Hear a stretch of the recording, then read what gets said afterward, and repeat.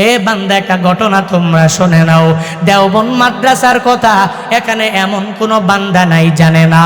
ওই দারুল উলুম দেওবন্দের পাশের এক বাজার, ওই বাজারের মধ্যে এক আল্লাহর বান্দা, যেই বান্দার নাম হলো শাহজি আব্দুল্লাহ। শাহজি আব্দুল্লাহ আল্লাহওয়ালা মানুষ, হারাম খায় না, হালাল দিকে বান্দা দূরে যায়। প্রতিদিন ঘাস বিক্রি করে করে বান্দা 6 পয়সা করে করে বাজারের মধ্যে এনে বিক্রি করে দেয়। এটা বান্দার হলো ব্যবসা। ঘাস উঠাইয়া এই ঘাসগুলো বান্দা বাজারের মধ্যে আইনা আইনা বিক্রি করে।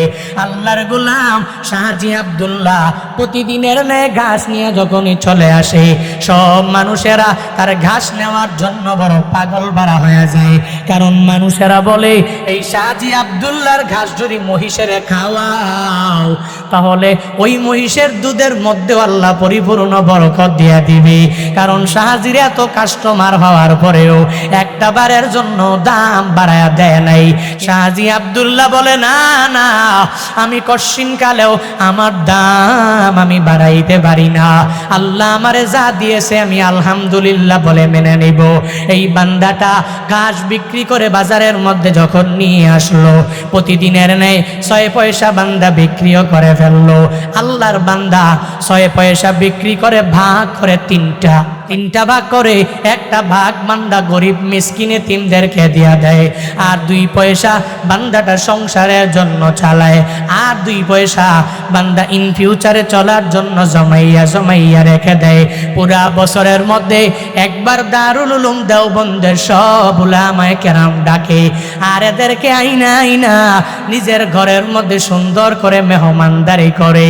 দারুল উলুম দেওবন্দের সদরুল মুদাসসিরিন মাওলানা ইয়াকুব নানুতুবি রহমাতুল্লাহ আলাইহি বলেন, আমরা শাহজি আব্দুল্লাহর দাওয়াত খাওয়ার জন্য পাগল পারা হয়ে যাইতাম।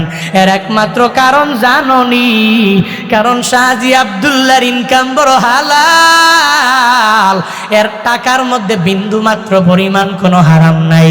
আমরা সবাই মিলে যেদিন শাহজি আব্দুল্লাহর ঘরের মধ্যে দাওয়াত খেতাম, এরপর থেকে আমাদের 40 দিন পর্যন্ত আর গুনাহের দিকে মনটা যাইতো না। ওই শাহজি আব্দুল্লাহর ঘরে খাওয়ার পর থেকে আমাদের নামাজ পড়তে শুধু মন চায়, রোজা রাখতেও মন চায়, নেক আমল করতে শুধু আমাদের মন চায়, কোনো গুনাহের দিকে আমাদের যাইতে মন চায় না। ওই শাহজি আব্দুল্লাহর হালাল ইনকামের এত প্রভাব, 40 দিন পর্যন্ত আমরা নামাজ পড়ি, কোনো অন্যায় কাজ আমাদের দ্বারা সংগঠিত হয় না। ইয়াকুব নানুতুবির আরেক ঘটনা, একদিন এক জায়গায় দাওয়াত খাইতে গেলেন।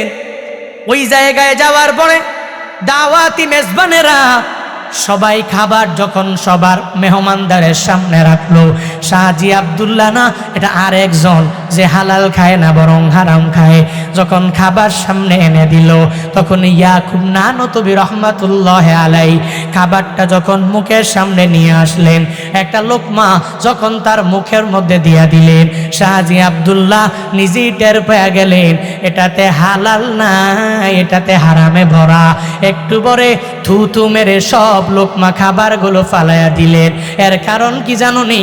যেই বান্দারা আমার মাওলার ওলি হয়ে যায়, আমার মাওলার বন্ধু যেই বান্দাগুলো হয়ে যায়, যেই বান্দা নামাজের দিকে আগায়, যেই বান্দা রোজা নেক আমলের দিকে অগ্রগামী হয়ে যায়, যেই বান্দার মনে মনে আমার মালিক সব সময় আল্লাহর ধারণা, ওই বান্দাগুলো কঠিন কালেও কোনো বান্দার প্রলোভনে ভরিয়া সুদি লেনদেন করতে পারে না, ওই বান্দা ঘুষের দিকে যাইতে পারে না। যদি কোনো হারাম খাবার কোনো বান্দা তার মুখের মধ্যে ঢুকাইতে যায়, সে ঢুকাইতে পারে না, হারাম খাইয়া সে হজম করতে পারে না।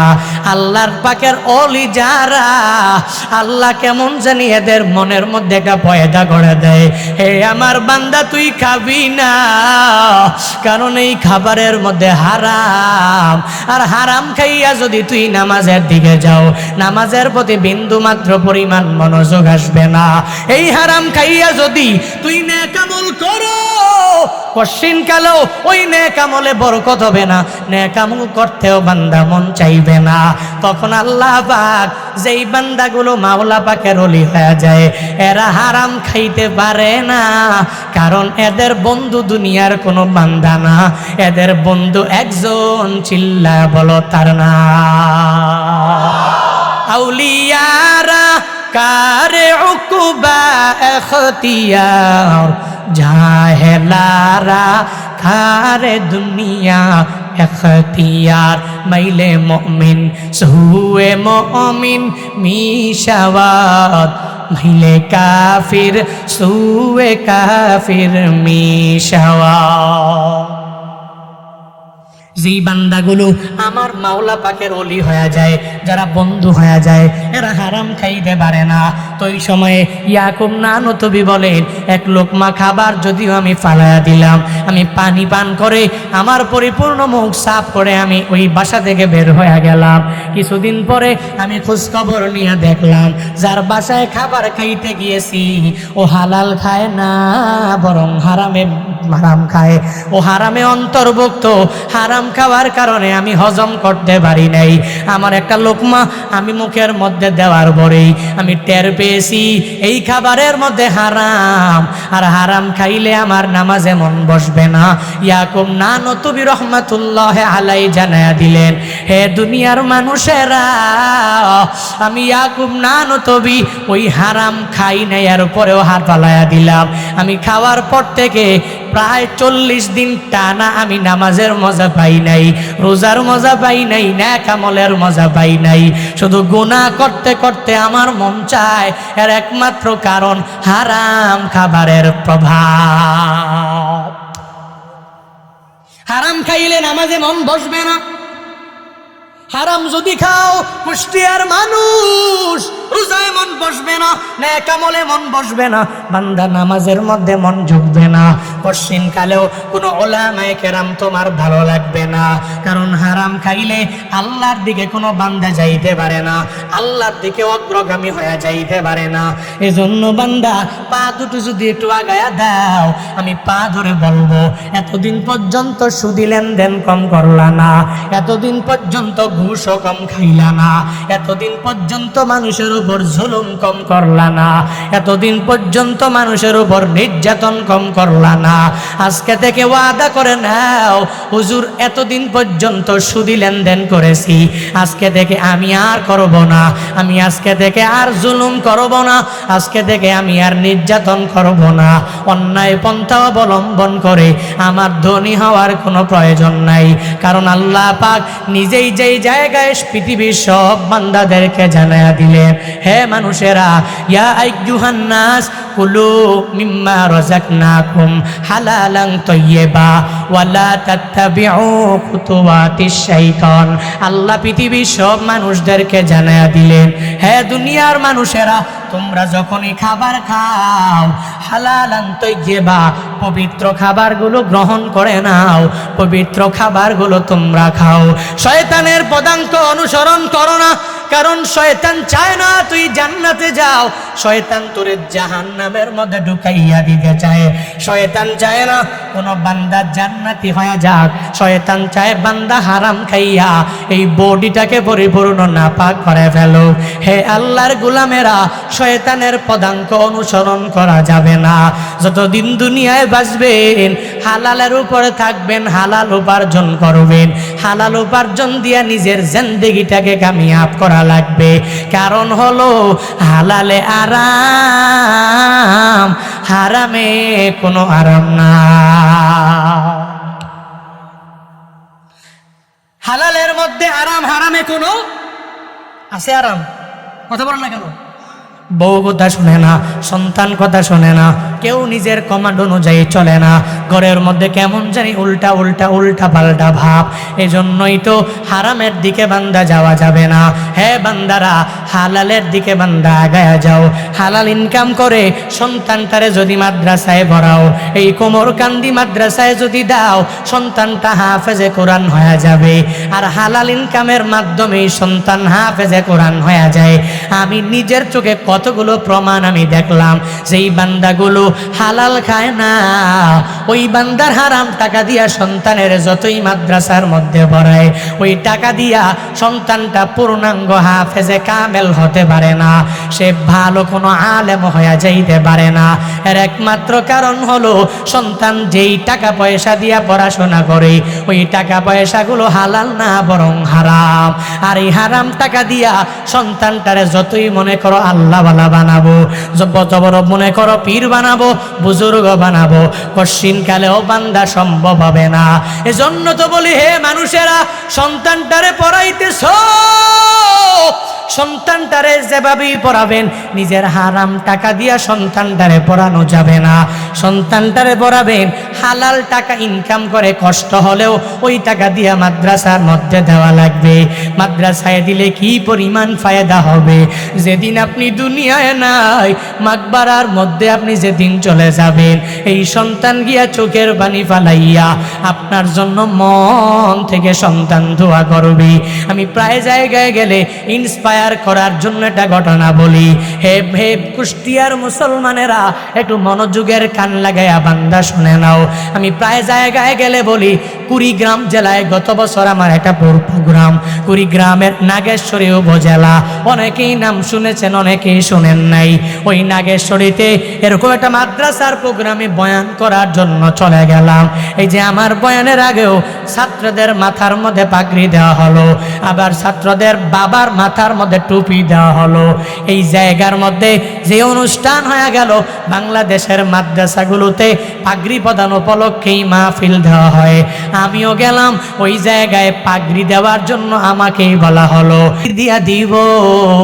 4-5 জনের মাথায় পাগড়ি দেওয়ার পরে এটলাস্ট যার মাথার মধ্যে আমি পাগড়ি দিয়া দিব, আমি তাকায়া দেখি ওই বাচ্চাটার চোখ কেমন জানি লাল লাল ভাব, ওই বাচ্চাটার চোখের মধ্যে কেন যেন একটু পানি পানি দেখা যায়। পাগড়ি দেওয়া শেষ করলাম, পাগড়ি দেওয়ার পর ওই মাদ্রাসার সভাপতি যিনি মাইকটা হাতের মধ্যে নিয়ে শেষ ভাষণ দেওয়ার জন্য দাঁড়ায় গেল।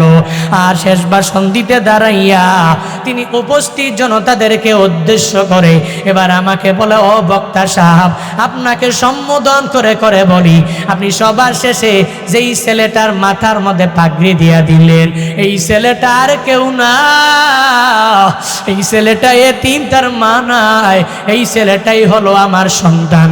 আমার এই সন্তানটার মাথার মধ্যে আপনি পাগড়ি দিয়া দিলেন, এই সন্তানটার জন্য মন খুলে একটু দোয়া করে দিবেন। আমি বয়ানও শেষ করলাম, ওই ছেলের জন্য মন খুলেও আমি দোয়া করলাম। যখন মাহফিল শেষ হয়ে গেল, আমার সামনে যখন এসে হাজির হয়ে গেল, এবার আমি তাকে বলি, ও সন্তান, আজকে এতগুলা মানুষ, এই মানুষের সামনে তোমার মাথার মধ্যে পাগড়ি দিয়া দিলাম, তোমার মনে কেন এত ব্যথা, তোমার চোখটা কেন লাল হয়ে গেল, চোখের মধ্যে কেন পানি দেখা যায়, আমার একটু বলো না। ওই সন্তানটা এবার আর চোখের পানি ধরে রাখতে পারে না, আমায় বলে, হুজুর, আমার মা নাই, আমার মা যদি আজকে থাকতো, আমি পাগড়ি নিয়ে যখন মায়ের দরবারে চলে যেতাম, আমার মা আমার এই বুকের মধ্যে নিয়ে নিয়ে কত আদর করত, আমার মা আমাকে বুকে নিয়ে নিয়ে নিয়ে নিয়ে কত গর্ব করত, আমার মা আমার জন্য কি পরিমাণ রান্না করে আমারে খাওয়াইতো।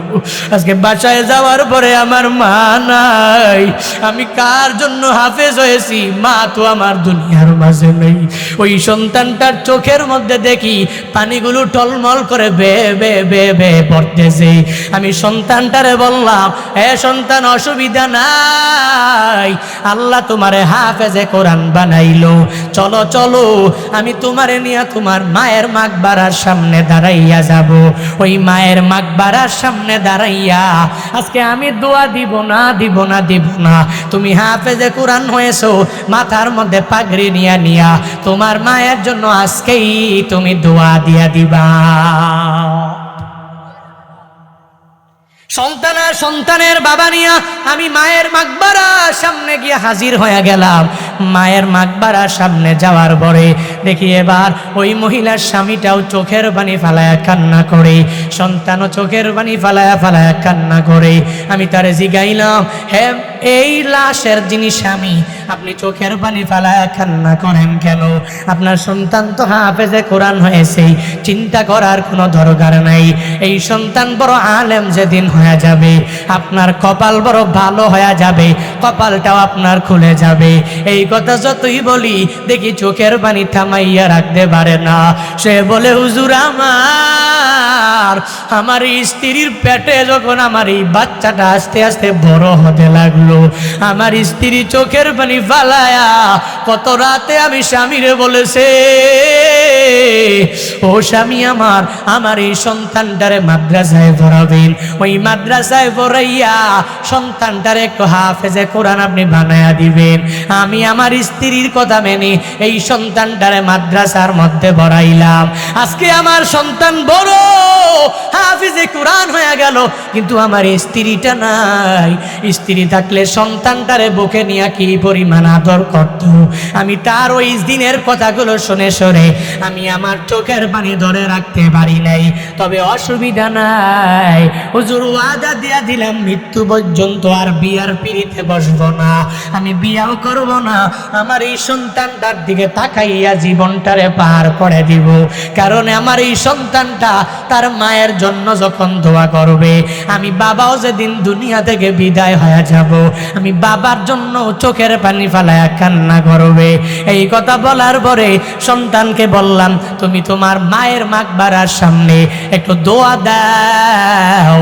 সন্তানটা যখন দেখি রব্বানা যালামনা আনফুসানা ওয়া ইল্লাম তাগফির লানা ওয়া তারহামনা লানাকুনান্না মিনাল খাসিরিন, এই দোয়াটা পরে পরে এরপরে যখন মায়ের জন্য দোয়া করবে, রব্বির হামহুমা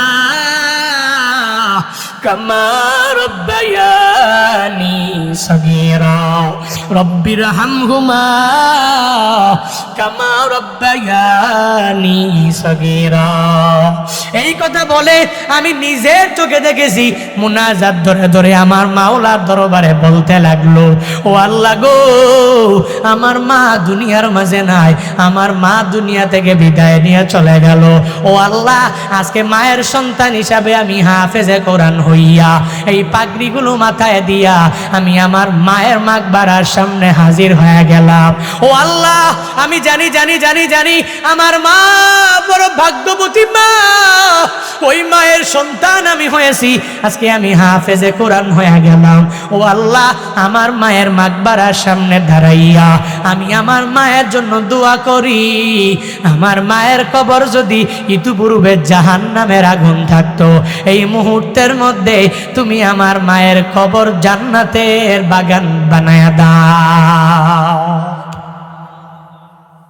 সন্তানের দোয়া, হাফেজে কোরআনের দোয়া, মাথায় পাগড়ি পরিহিত, পাগড়ি নিয়া যে মায়ের মাকবারার সামনের দোয়া।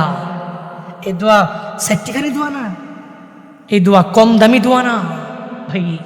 একটা ছেলেদের হাফেজ বানালে এখন বুঝবেন না, বুঝবেন কখন জানেননি? মাকবারায় যাওয়ার পরে। কবরে চলে গেলেন, কেউ নাই, সাথী নাই, বাতি নাই, সঙ্গী নাই, এত বছর যার সাথে চললেন, কেউ আপনার মাকবারার সামনে 1 মাস, 1.5 মাস, 2 মাস পরে আর যাবে না। হাফেজে কোরআনটা পুরোটা জিন্দেগি ভর মৃত্যু পর্যন্ত বাবার জন্য, মায়ের জন্য চোখের পানি ফেলায়া কান্না করবে। কারণ সে ভুলতে পারে না, আমার মা, আমার বাবা কুমোরকান্দি মাদ্রাসায়, বাংলাদেশের অন্যান্য মাদ্রাসায় আমার মা বাবা আমারে পড়াইছে, কত কষ্ট করে টাকা পয়সা ইনকাম করে মাদ্রাসার মধ্যে বেতন দিয়ে দিয়ে মান্থলি টাকা দিয়ে আমার মা আমারে পড়াইছে, আমার বাবা আমার নিজে না খেয়ে আমারে খাওয়াইছে। একটা পাঞ্জাবি কেনার জন্য ঈদের সময় বাবা কিনে নাই, আমারে কিনে দিছে। ওই বাবার জন্য আমি কেন ভুলে যাব? বাবাকে কেমনে ভুলি? মাকবারার সামনে গিয়া যখন সহিভাবে শুদ্ধভাবে বাবার জন্য, মায়ের জন্য যখন দোয়া করবে, আল্লাহ আমার মা বাবার কবরটা তুমি জান্নাতের বাগান বানায়া দাও। খুদার কসম করে বলি, হে সন্তানের মা বাবারা, ওই দিন বুঝবেন হাফেজে কোরআনের কি পরিমাণ দাম। যেই হাফেজে কোরআনের দোয়ার বদৌলতে জাহান্নামের গর্তটাকে আল্লাহ জান্নাতের বাগানে পরিণত করে দিতে পারে। পারে না? সুবহানাল্লাহ। পারে কি পারে না? কথা নাকি মিথ্যা মনে হলো? ভাই, আমার নিজের চাক্ষুষ প্রমাণ, নিজের চোখের দেখার এক কিস্সা আপনাদের কাছে বর্ণনা করলাম। এই জন্য নিজে একটু ভাবুন, ছেলেটারে মাদ্রাসায় পড়াইলে ক্ষতি হবে না, লাভবান হবেন, ফায়দা হবে। দুনিয়াতে হয়তো টাকা পয়সা কিছু কম পাবেন, সুদি লেনদেন করবে না, ঘুষ খাবে না, মানুষের উপর জুলুম করবে না, নির্যাতন করবে না, অত্যাচার করবে না। এই সন্তানগুলো আপনার বিপদে আপনার পাশে এসে দাঁড়িয়ে যাবে। কোন দিন? যেই দিন আপনি জাহান্নামে চলে গিয়েছেন, ওই দিন আপনার ছেলে জান্নাতে যাওয়ার জন্য আল্লাহ যখন বলবে, এই হাফেজ যাও জান্নাতে। দুনিয়াতে অনেক কষ্ট করছো, 6236টি আয়াতে কারিমা মুখস্থ করেছ, 114টি সূরা নিজের সিনায় ঢুকাইছো, তো জান্নাতে যাও। যখন এই কথা বলবে তখন সন্তান বলবে, না আল্লাহ জান্নাতে যাব না। কেন? দাঁড়ান, জান্নাতে যাওয়ার আগে ওই যে আমার বাবায় না এত কষ্ট করে আমার পড়াইছে, যার কারণে আমি হাফেজে কোরআন হয়েছি। হায় হায় বলো কি, তো বাবা কি করছে? তো বাবাকে নিয়ে জান্নাতে যাওয়া লাগবে। আল্লাহ তাআলা রহমতের ফিরিস্তাদেরকে বলবে, যাও, এই বান্দাটা আমার এই হাফেজে কোরআন বান্দাটা, সে দুনিয়াতে হাফেজ হয়েছে, নেক আমল করেছে, আজকে জান্নাতি হয়েছে। সে একা যাইতে চায় না, সে চায় তার বাবাকে নিয়ে যাইতে। যাও, জাহান্নামে গিয়েছে বাবা, ওই বাবাটাকে জাহান্নাম থেকে বাহির করে এনে জান্নাতে ঢুকে দাও। আহা, কি ফায়দা, কি ফায়দা, কি উপকার।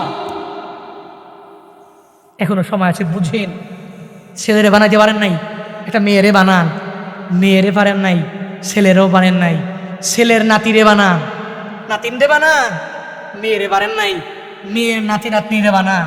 আল্লাহর কসম করে বলি, ওই দিন যখন আপনি হাফেজে কোরআনের পাশে দাঁড়িয়েছেন, একজন আলেমের পাশে দাঁড়িয়েছেন, ওই দিন সে একা জান্নাতে যাবে না।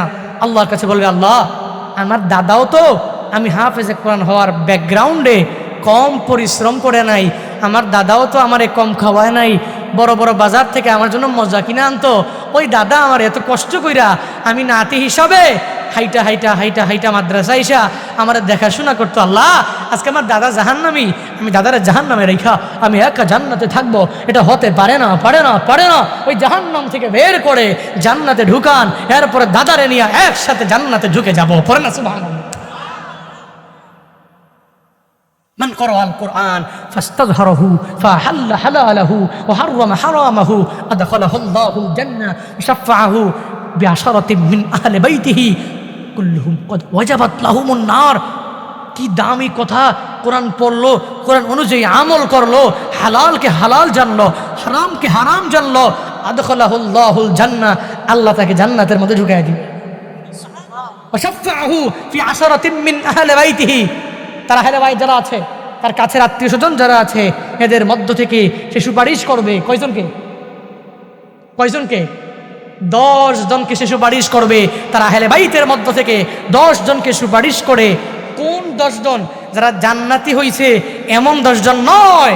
মদিনাওয়ালা নবীর কথা যদি সত্য হয়, নবীজি বলেন কুল্লুহুম কদ ওয়াজাবাত লাহুমুন নার, যাদের জন্য ইতিপূর্বেই জাহান্নাম তাদের জন্য ওয়াজিব হয়ে গেছে, জাহান্নামে এখনই ঢুকে যাবে, এরকম জাহান্নামী 10 জন আহলে বায়াত নিয়া একজন হাফেজে কোরআন, একজন আলেমে কোরআন আল্লাহ জান্নাতে প্রবেশ করবে। পড়েন সুবহানাল্লাহ। নবীজির হাদিস সত্য না মিথ্যা? কথা বলেন না কেন? সত্য না মিথ্যা? যদি সত্য হয়, যদি নিজে বিশ্বাস করেন, তাহলে এখনো সময় আছে। হালাল ইনকাম দিয়ে সন্তানটাকে হাফেজ বানানোর চেষ্টা করবেন। আল্লাহ আমাকে তৌফিক দান করুক। আমি তো নতুন বিয়ে করেছি, হ্যাঁ বেশি দিন হয় নাই, বিয়ে করেছি 3-4 মাস হয়েছে। আল্লাহ পাক চাইলে তো সন্তান দিতে পারে নাকি? আল্লাহর হাতে নাই? আল্লাহর হাতে আছে। ছেলে দিবে, না হয় মেয়ে দিবে, না হয় ছেলে মেয়ে উভয়টা দিবে, এটা আল্লাহর হাতে ফায়সালা। আমি নিয়ত করেছি যতগুলো ছেলে আসবে, যতগুলো মেয়ে আসবে, আমি সবাইকে মাদ্রাসায় পড়াবো। এখন মাদ্রাসায় পড়তে যায়, সে যদি মাদ্রাসায় পড়ে টাকা পয়সাওয়ালা না হয়, সে যদি একবারে গরিব হয়ে যায়, কোনো রকম চলাফেরা করে, তাও আমার এ বিষয়ে কোনো টেনশন নেই, আমার কোনো পেড়া নাই, কোনো ডিপ্রেশন নাই, কোনো হতাশা নাই। নিয়ত করেছি যদি সন্তান 100 হয় তো 100ই মাদ্রাসায় পড়ে। নিয়ত করেন, যুবকরা নিয়ত করেন। নিয়ত করতে পারবেন না ইনশাআল্লাহ? হাসছেন কেন? 100 কেন? 200 বাড়াবেন। সন্তান বাড়াবেন, বাড়াবেন, বাড়াবেন। নবীজি কাল কিয়ামতের ময়দানে নবী বলেন, তোমরা উম্মত বাড়াও, আমি উম্মত নিয়ে ওই কাল কিয়ামতের ময়দানে গর্ব করব আমার উম্মতকে নিয়ে। এই জন্য আমরা সবাই নিয়ত করি সন্তান যা আসবে। আবার হ্যাঁ, বিষয় আছে, সন্তান আসছে ঠিকই, সন্তানটাকে ঠিক মতো ঠিক জায়গায় রাখতে হবে। খালি সন্তান নিলেই হবে না। আমাদের সমাজে কয় হুজুর খালি মা বাবার খেদমত করে না, হুজুর বাপ মার ওয়াজ করেন। আমিও তো অনেক বয়ানে বাপ মার ওয়াজ করি, কিন্তু মাঝে মাঝে মনে হয় আমাদের বাবা মারও কিছু বিষয়ে খেয়াল রাখা দরকার। খালি মা বাবার প্রতি সন্তানের হক আছে এমন নয়, সন্তানের প্রতিও, সন্তানের ওপর, সন্তানের বিষয়ে মা বাবারও কিছু হক আছে না নাই? কথা বলেন না কেন? নাই। এক নাম্বারই তো সন্তানের জন্য পিতামাতা দোয়া করবে। কয়দিন দোয়া করছেন সন্তানের নাম নিয়ে? আমাদের সমাজ যেগুলো উঠে গেছে, সন্তানের জন্য দোয়া করতে পারি না আমরা। কেমন শরম লাগে, সন্তানের সাথে হাঁটতে পারি না, শরম লাগে, আছে না নাই? কথা বলেন না কেন? বাবা আর ছেলে কাঁধে কাঁধ মিলে হাঁটবে, বাবা আর ছেলে বাজারে যাবে, রহমত। এই যে আমরা 3 ভাই, আমার বাবার আজানটা সারা ওয়ার্ল্ড ওয়াইড, টিকটক বলেন, রিলস বলেন, যেখানেই বলেন, হয়তো হুজুরে চিনেন না, হুজুরের কণ্ঠ যুবকরা এমন একজন নাই তো শোনো নাই। টিকটকে আমি দেখেছি, আমার নিজের চোখেও মিলিয়ন মিলিয়ন মিলিয়ন ভিউ হয়েছে একটা আজান, মাগার আজানের ওয়ার্ড, আজানের শব্দ, সাউন্ড ভাইরাল হয়েছে। ওই যে যিনি দিয়েছিলেন না, চেহারা কিন্তু ভাইরাল হয় নাই, এজন্য অনেকে চিনে না। এখনো পর্যন্ত প্রায় 35 লাখ চলছে। এই বাবা দেখবেন চেহারাটা নূর বাবার। আর আমাকে দেখলে, একদিন গিয়েছিলাম ওই গুলিস্তানে একটা কাজ করার জন্য গিয়েছিলাম, 2 জনে গেলাম, আব্বু আর আমি একসাথে। যাওয়ার পরে একটা মাল কেনার জন্য গিয়েছি, আমাকে বলতেছে যে এই মালটা তো এখানে নাই, আপনি একটা কাজ করেন, আপনারা 2 ভাই মিলে মোহাম্মদপুর রিক্সা নিয়ে চলে যান। 2 ভাই মিলে রিক্সা নিয়ে মোহাম্মদপুর যান, তাহলে এই মাল এখানে নেই, মোহাম্মদপুর পাবেন। বুঝতে পারছেন না সেটা? তাহলে বোঝা গেল কি, বাবা যথেষ্ট ইয়াং, এরপরেও কিন্তু গায়রত নিয়ে চলে না। 3টা ছেলের সাথে সুন্দর করে আমরা একসাথে হলে, একসাথে বাজারে যাই, একসাথে মাস্টিদে যাই, একসাথে ডিশ নিয়ে, হ্যাঁ, বড় থালা নিয়ে, সাহান নিয়ে আমরা একসাথে খাওয়ার জন্য বসি। এটা রহমত, এটাতে বরকত। যার কারণে আল্লাহ অল্প বয়সে 64 জেলা ক্যাপচার করতে পেরেছি। এই গত বছরেই 64 জেলা অলরেডি কমপ্লিটেড, 64 জেলায় প্রোগ্রাম করা হয়েছে। এটা আল্লাহর কুদরত, আল্লাহ পাকের মেহেরবানি। ওই যে সাহানে 1 প্লেটে খেয়েছি, বাবা মায়ের দোয়ার ফসল। আজকে আল্লাহ পাক এত বড় কি করেছেন, এত মানুষের সামনে কথা বলতে পারি। এটা কিসের জন্য সম্ভব হয়েছে? বাবার দোয়ার কারণে সম্ভব হয়েছে। সন্তানের প্রতি মা বাবার 1 নম্বর হক হলো, সন্তানরা কি করবে? মা বাবার সন্তানের জন্য দোয়া করবে। কি করবে? কথা বলে না কেন? কি করবে? কারণ দোয়া তো কবুল। বাপ মার দোয়া আল্লাহ দরবারে কবুল কি কবুল না? দোয়া করলেও কবুল, বদ দোয়া করলে কবুল হবে না। হবে না? বলে না কেন? বাবারে বাবা, আমাদের মা বাবারা, আমাদের আম্মারা দেখবেন মাঝে মাঝে সন্তানের প্রতি রাগ হয়ে ঠেড়া বইরা মারতারে না, বলে কি বলে না? এই কথা বলে না কেন? বলে কি বলে না? তোরে খুদায় সহে দেখে না, এরকম শিরক যুক্ত কথাবার্তা আমাদের আম্মা জানরা বলে কি বলে না? না আম্মারা, এগুলো দেওয়া যাবে না, এগুলো অভিসম্পদ, এগুলো লানত, এগুলো করা যাবে না। মেরাজ নবী গিয়ে দেখলেন অধিকাংশ নারীরাই জাহান্নামে। এর কারণ কি? বলে এদের 2টা বদভ্যাস বেশি। অর্থাৎ সুন্নাল লানা, তারা লানত দেয় বেশি বেশি। কি দেয়?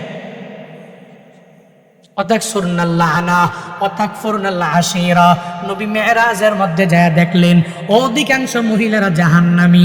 আয়েশা নবী বললেন কারণ কি জানোনি? মহিলাদের 2টা বদভ্যাস সব মহিলার মাঝেই পাওয়া যায়। 1 নাম্বার ওয়াতাকসুরনাল লানা, ওই মহিলারা অধিক পরিমাণে অভিসম্পদ দেয়, লানত দেয়।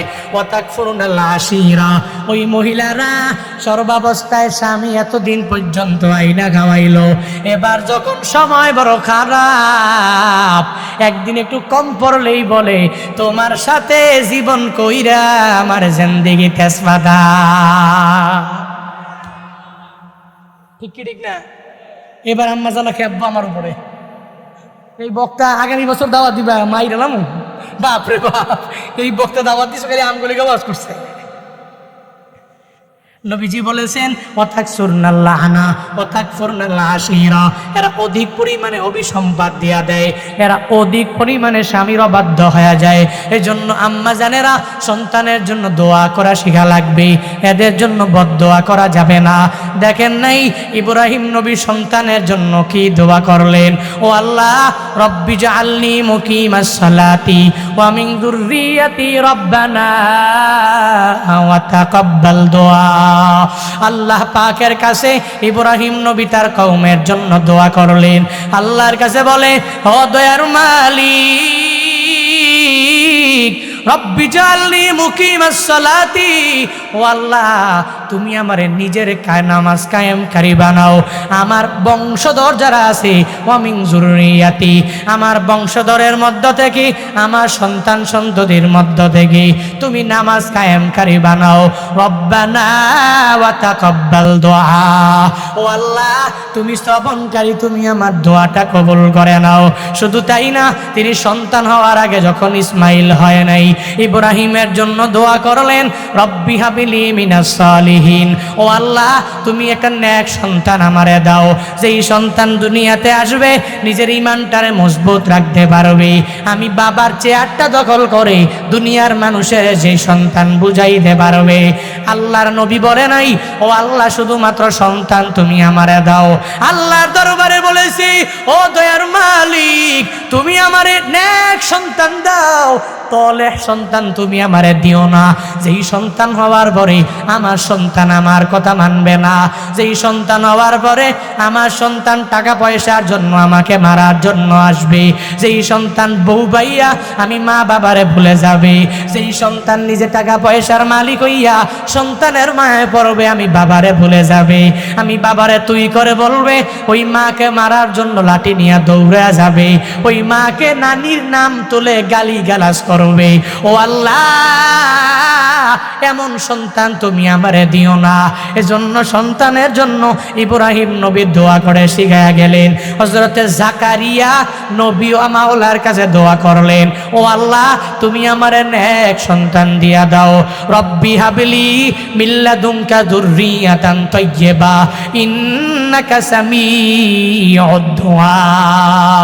আল্লাহর দরবারে জাকারিয়া নবী বলে, ও দয়ার মালিক তোমার পক্ষ থেকে তুমি আমার একটা যুররিয়াতান তাইয়্যিবা, একটা সন্তান তুমি আমারে দিয়া দাও, পবিত্র সন্তান, ইন্নাকা সামিউদ দুআ। ও আল্লাহ তুমি তো দুয়ার শ্রবণকারী, তুমি দোয়া শ্রবণ করেছো, তুমি আমার দোয়াটাকে পূর্ণাঙ্গ কবুল করে নাও। সন্তানের জন্য দোয়া করা লাগবে, সন্তানটারে হালাল ইনকাম দিয়া মাদ্রাসার মধ্যে পড়াও। হে কুষ্টিয়ার কুমারখালীর মুসলমানেরা, আর যদি মনে করো নিজের ছেলেরে বানাইতে পারো নাই, নিজে একটা মেয়েরেও বানাইতে পারো নাই, কিছু করতে পারো নাই, বান্দা আজকের এই মাহফিলের মধ্যে আসলেন, বিশেষ বক্তার হাতের মধ্যেও দান করে দিলেন, এই দান কি ফায়দা হবে? ওই হাসরের ময়দানে মাওলা আল্লাহ যখন বলবে, হে হাফেজে কোরআন, হে কুমরকান্দির হাফেজেরা, তোরা দুনিয়াতে হাফেজ হইয়া নেক আমল করেছো, আজকে জান্নাতে যাও।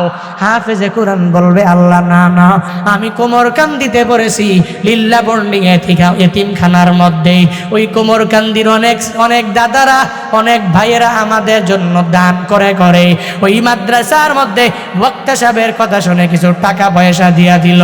ও আল্লাহ আজকে ওই মুরব্বি ছাড়া আমি জান্নাতে যেতে রাজি না। আল্লাহ বলবে, যাও যাও, এ হাফেজে কোরআন তোমার বড় দাম, তোমার কথার বড় দাম, আজকে তোমার কথার বদৌলতে ওই এলাকার মুরব্বিটারেও জান্নাতে ঢুকায়া দিলাম। এখন দানের কথা আসলে কি সুবহানাল্লাহ কমে গেল নাকি? পড়েন সুবহানাল্লাহ, কন আলহামদুলিল্লাহ, কন আল্লাহু আকবার। লা হাওলা ওয়ালা কুওয়াতা ইল্লা বিল্লাহিল আলিয়্যিল আযীম। আস্তাগফিরুল্লাহ রাব্বি মিন কুল্লি যামবিন ওয়া আতুবু ইলাইহি। লা হাওলা ওয়ালা কুওয়াতা ইল্লা বিল্লাহিল আলিয়্যিল আযীম। আস্তাগফিরুল্লাহ রাব্বি মিন কুল্লি যামবিন ওয়া আতুবু ইলাইহি। লা হাওলা ওয়ালা কুওয়াতা ইল্লা বিল্লাহিল আলিয়্যিল আযীম। মুরব্বি নিষেধ করা হয়েছে, এটা দেওয়া যাবে না।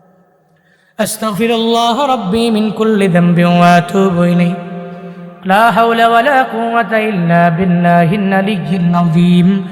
আলহামদুলিল্লাহি রাব্বিল আলামিন والصلاة والسلام على سيد الأنبياء والمرسلين وعلى آله وأصحابه أجمعين يا أرحم الراحمين يا أرحم الراحمين يا أرحم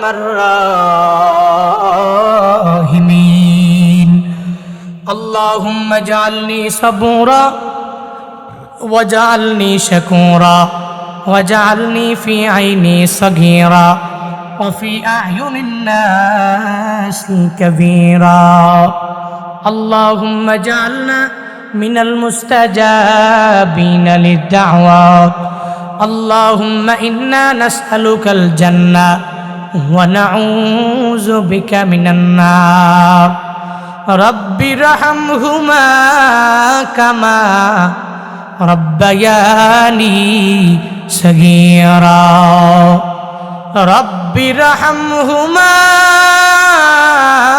كما ربياني صغيرا ও দয়ার মালিক, কুদরতের নজর দিয়ে তুমি তাকায়া দেখো গো আল্লাহ। ও আল্লাহ, গভীর রাত তোমার কতগুলো আশিকিন বান্দা লইয়া, তোমার কতগুলো জাকিরিন শাকিরিন বান্দাগুলো যারা ঘুমের মায়া করে নাই, নিজের ঘরের মায়া করে নাই, আরামের ঘুমকে হারাম করে দিয়ে এই মাহফিলে বয়ান শোনার জন্য এই গভীর রাত পর্যন্ত যারা বয়ান শুনেছেন, আয় আল্লাহ, প্রত্যেকের মনের নেক বাসনাগুলো তুমি পূরণ করে দাও। ও দয়ার মালিক, জিন্দেগিতে আমরা এমন কোনো গুনাহ নাই করলাম না যেই গুনার খবর আমি জানি দুনিয়ার কেউ জানে না। আমার গুনার খবর যদি আমার শ্রোতারা জানতো তাহলে আমাকে বক্তা বলে সম্মান করতো না, পরিচয় দিত না। আমার গুনার খবর যদি আমার মা জানতো, আমার মা আমাকে সন্তান বলে পরিচয় দিত না। আমার গুনার খবর যদি আমার বাবা জানতো, কশিনকাল আমার ছেলে বলে পরিচয় দিত না। হায় আল্লাহ, এত গুনাহ করেছি, এত অপরাধ করেছি, তোমার দরওয়াজায় কান্না করে করে হাজির হয়ে গেলাম। আয় আল্লাহ, জিন্দেগি সব গুনাহগুলো তুমি নিজ গুণে ক্ষমা করে দাও। ও দয়ার মালিক, 3 শ্রেণীর লোক নিয়ে তোমার দরওয়াজায় হাত বাড়াইল। কারো মা নাই, বাবা দুনিয়ায় বেঁচে আছে। কারো বাবা নাই, মা দুনিয়ায় বেঁচে আছে। কেউ এরকম এতিম হতভাগা, এই ময়দান থেকে বাড়িতে যাওয়ার পরে নিজের মায়েরও পাবে না, বাবারেও পাবে না। মাদ্রাসার হাফেজ সাহেব নিজের মা হারাইয়া চোখের পানি ফালায়া ফালায়া কান্না করে। হায় আল্লাহ, হাফেজ সাহেবের মায়ের খবর তুমি জান্নাতের বাগান বানাও। বাবা দুনিয়ায় বেঁচে আছে, বাবার হায়াতের মধ্যে বরকত দিয়া দাও। বাবার চেহারার দিকে নেক নজর দিয়া তাকাইয়া কবুলিয়াত হজ উমরা কামাই করার মতো তৌফিক দিয়া দাও। ও দয়ার মালিক, যেই মা এত কষ্ট করে বড় করেছে, যেই মা 9টি মাস গর্ভের মধ্যে রেখেছে, যেই মা দুনিয়াতে আসার পরে 2টি বছর দুগ্ধপান করাইল, যেই মা, ওই মারে আজকে ওই বাসমুরার নিচে শুয়াইয়া দিয়ে এসেছি। ওই মা এত কষ্ট করেছে আমার জন্য, আমি বিনিময়ে আমার মায়ের কিছু দিতে পারলাম না। এই মাঝে মাঝে ঠান্ডা তো পড়ে, ঠান্ডার মধ্যে কত আরাম করে নিজেরা ঘুমালাম। ওই মা কবরে আছে কেমনে জানাও নাই। আয় আল্লাহ, মায়ের কবর তুমি জান্নাতের বাগান বানাও। ও দয়ার মালিক, আমাদের দোয়া মুনাজাত তুমি কবুল করে নাও। ওই মাদ্রাসা তুমি কবুল করে নাও। কোমরকান্দির এই মাদ্রাসা তুমি কবুল করে নাও। মাদ্রাসা দিনের মার্কাজ তুমি বানায়া দাও। মাদ্রাসার জন্য খাটে যারা, আয় আল্লাহ, প্রত্যেকের তোমার হাতে দিয়া গেলাম, তুমি জামিন জিম্মাদার হয়ে যাও। প্রত্যেকের মনের নেক বাসনাগুলো যা আছে, আয় আল্লাহ, প্রত্যেকগুলো তুমি কবুল করে নাও, তুমি পূরণ করে দাও। ও আল্লাহ, আমার সাথে যারা আমিন আমিন বলছে, কার মনে কি আশা, প্রাণে কি ব্যথা, আমি জানি না, জানি না, জানি না। প্রত্যেকের মনের বাসনাগুলো তুমি পূরণ করে দাও। জীবনে একবার হলেও মক্কা মদিনা যাওয়ার মতো তুমি তৌফিক দিয়া দিও। আয় আল্লাহ, আমাদের মৃত্যু যেদিন চলে আসবে, ঈমান নিয়ে তুমি কবরে নিয়ে যাও রে আল্লাহ। ও দয়ার মালিক আমার রব, এই মাদ্রাসায় শুরু থেকে নিয়া আমি গুনাহগারের হাত পর্যন্ত যারা যারা ছোট থেকে ছোট, বড় থেকে বড় দান করেছেন, আয় আল্লাহ প্রত্যেকের দানগুলো তুমি কবুল করে নাও। এই দানকে ওসিলা করে প্রত্যেকের পারিবারিক কবরস্থান তুমি জান্নাতের টুকরা বানায়া দাও। রব্বানা তাকাব্বাল মিন্নি ওয়া মিন্না ইন্নাকা আনতাস সামিউল আলিম ওয়া তুব আলাইনা ইয়া মাওলানা ইন্নাকা আনতাত তাওয়াবুর রহিম। ওয়া সাল্লাল্লাহু তাআলা আলা খায়রি খালকিহি ওয়া আলা আলিহি ওয়া আসহাবিহি আজমাইন। আমিন আমিন আমিন। ওয়ারহামনা মাআহুম বিরহমাতিকা ইয়া আরহামার রাহিমিন।